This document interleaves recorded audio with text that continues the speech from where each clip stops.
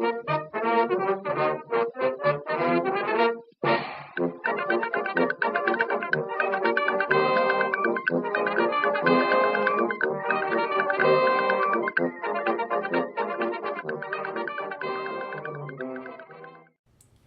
guys, time for another book review. I'm surrounded by really good books right now, but the one I'm going to talk about right now is called Long Black Veil by Jennifer Finney Boylan, and I just finished this. I really enjoyed it. I found it, I believe, I'm starting to come up with a theme here that I'm finding a lot of really good books on Goodreads. So if you're not on Goodreads, you might want to get on there. I got it because it it takes place in my hometown, Philadelphia, and two, I'm starting to get into mysteries. I know I said on my last video that I'm not really big into mysteries anymore, but I'm starting to get into it. So it starts out in August 1980. A bunch of, I guess they're 20 somethings at that point. They're walking around Center City, Philadelphia, and they walk into Eastern State Pen, which at that time, it wasn't a museum, it was just a run-down former prison that no one was really doing anything with. Kids would come and vandalize it, and at some point Tina Turner was there and, recorded a music video there. But at this point, it was just a run-down piece of crap. The city was still trying to figure out what to do with it. While they're there, there's, I think, 6 people, and one of them disappears. A newlywed, the bride. All they find of her is her wedding ring. It mysteriously dropped in the middle of the floor, and she herself is gone. Fast forward about 35 years, they find the body stuffed in a hole in the wall. So now a lot of this stuff is being brought back up. And the people who were involved all try to kind of move on with their lives. They try to get past it, and for a lot of them, their lives didn't turn out the way they were anticipating. So this book really explores the way people change, the way unexpected crises kind of changes the trajectory of your life. Good people, bad people, how much can you actually change yourself, and how much of your life is determined for you versus what you determine for yourself. And I really like it. It's mostly told in the third person, but it is told, there are sections that are told from the first person of Quentin/Judith. At some point, the one character, Quentin, growing up, he never really seemed comfortable in his skin, and even his friends were like, dude, it's like you're not really there. And it turned out that he was transgender. He was born a boy, but he always felt more like a woman, and he felt like he should be a woman.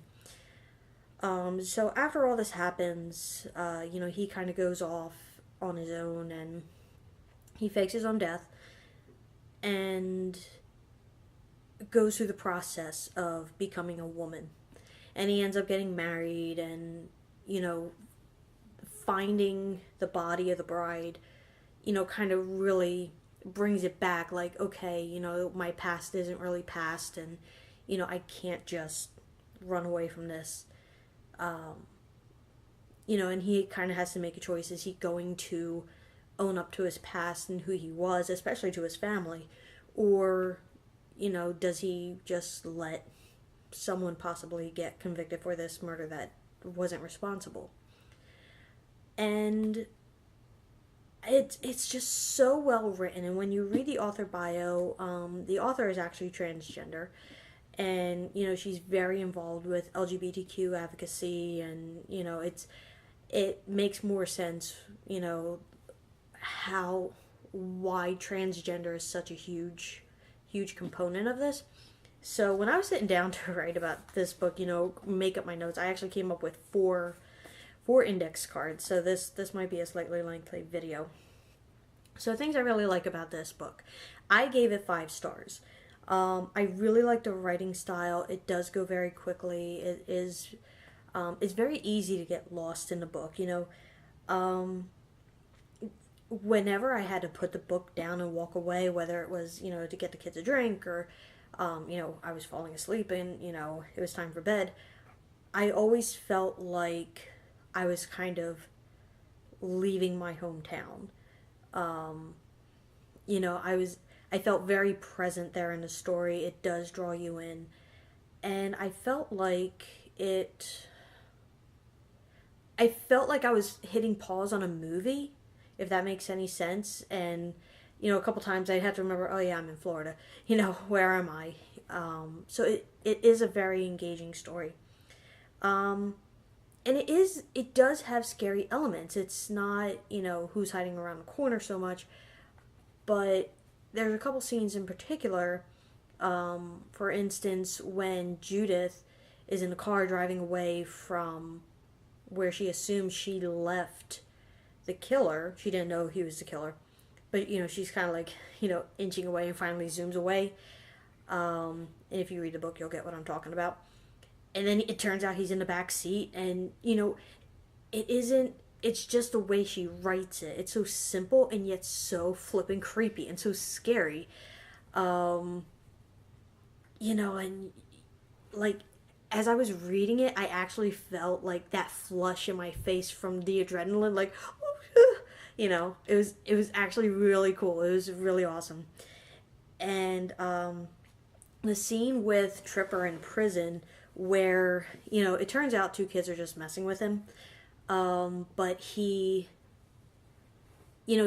thinks the ghost of Whaler, the bride, is haunting him and following him and trying to get him to do something. That was really creepy. And then, he ends up throwing a rock and glass goes everywhere and he ends up getting slashed across his stomach with glass and you're like, oh shoot, like, is he gonna die here? That's crazy. And again, I'm looking at my notes.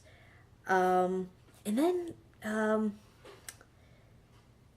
freaking Rachel with her dream about the scarecrow with the scythe. Oh, that was creepy. I wouldn't call it necessarily scary, but it was definitely creepy.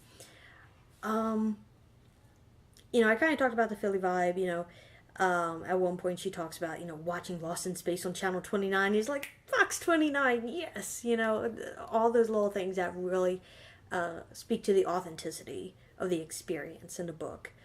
And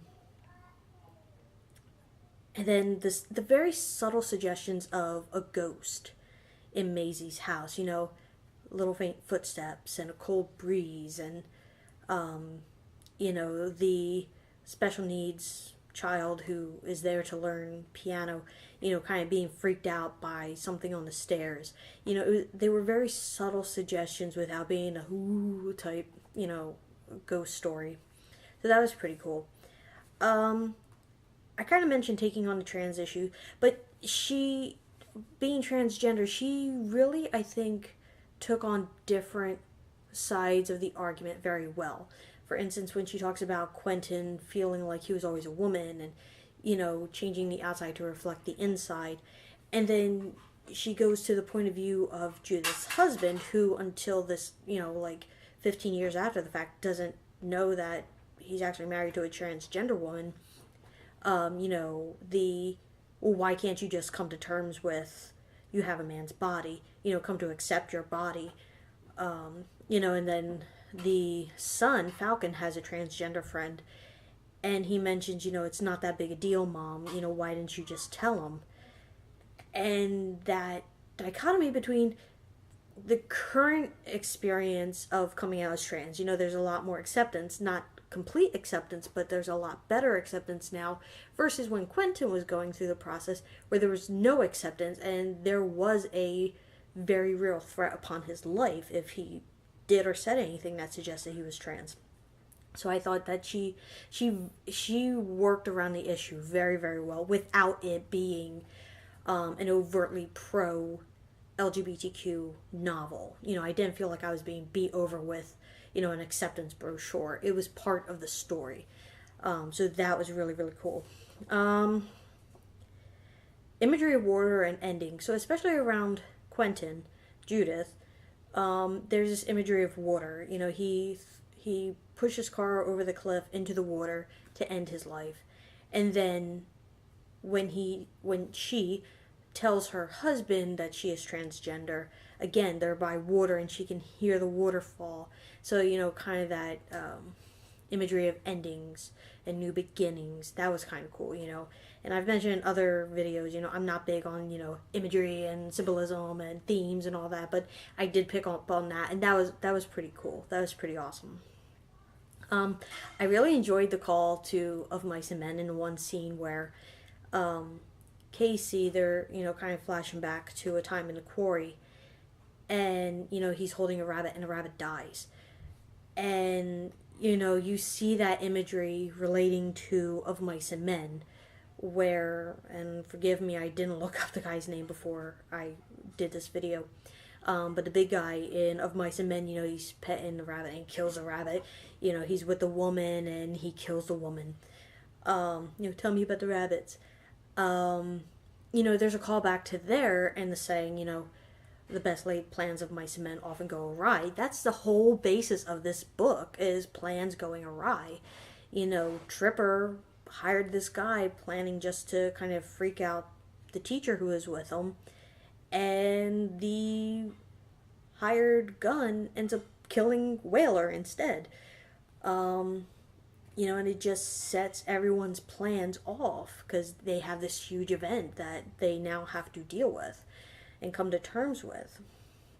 So I thought that was pretty cool. It was like buried in there a little bit, but it was really, really cool.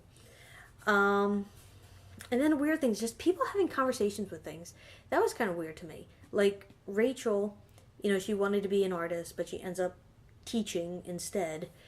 But she's like infatuated with this one picture of John the Baptist, done, I believe it was done by Leonardo da Vinci, I think she said. But she has a whole back and forth conversation with John the Baptist. Oh, and it was kind of weird. And then she has this back and forth with a scarecrow in the field, and then she has a nightmare about the scarecrow coming down off the cross and bring a scythe to come get her. That was kind of weird. It was just really, really, really interesting. Very interesting. And one thing I do want to talk about with Quentin / Judith being the only person with a first person point of view. Like, reading it, I was kind of wondering, like, why is this? And for me, it felt like once you got to the end, you kind of saw Quentin ended up being the only one who is really true to himself. Like, he worked really hard to have the outside reflect the inside and to be happy. Whereas everyone else, you know, they were hiding something. They were, you know, doing something they hated. You know, they were hiding behind something else. They were hiding behind food or other people or whatever. But Quentin / Judith was the only one who really took it upon themselves to get back on track with where they thought their life ought to be. I know I'm not describing this really well, but I thought it was kind of cool that you did have that one person telling it from the first person point of view. You know, you could probably make it into an English paper if you wanted. It's something that I kind of have to sit down and I'd have to, like, find the words for, and I have been trying to find the words for it, and hopefully you get what I'm trying to say. But, yeah, so that was kind of cool. So, I gave it 5 stars. I really enjoyed it. It is a new book out this year, so, you know, go check it out, you know, and my library had it, your library probably has it if you don't want to buy a copy. This is actually a book that I would consider buying a copy for my personal library to keep. So, definitely recommended, highly recommended. Go read it. Long Black Veil. I'm definitely going to be checking out more of this author's work. In terms of what I'm going to read next, I need your help. So, I am surrounded by books. One is Countdown City, which is the sequel to The Last Policeman, which I just put out a video about. I also have Every Wild Heart, which I came across on either Amazon or Goodreads. And I borrowed it. It's due in about 3 weeks, so I may need to read that next. But I also got 2 new books today from Book of the Month. I'm not getting paid for this endorsement. Book of the month, really enjoy them. This month's books, Into the Water by Paula Hawkins, who's the author of Girl on a Train, and The Leavers. So I don't know what to read next. I'm so confused. I don't know. I'm so torn. The next one I am going to finish is Handmaid's Tale. I am literally like 5 or 10 pages from being done, but I keep getting interrupted and pulled away. So hopefully today or tomorrow I will finish that book and have a video forthcoming. But I mean, I have a stack of like 5 books here, and that's just the books I can find. So hit like, subscribe, hit me up in the comments. Which book should I read next? Please tell me. I need some guidance. And other than that, I hope you guys have a great day. I hope you guys are reading really good books. And, I'll see you around.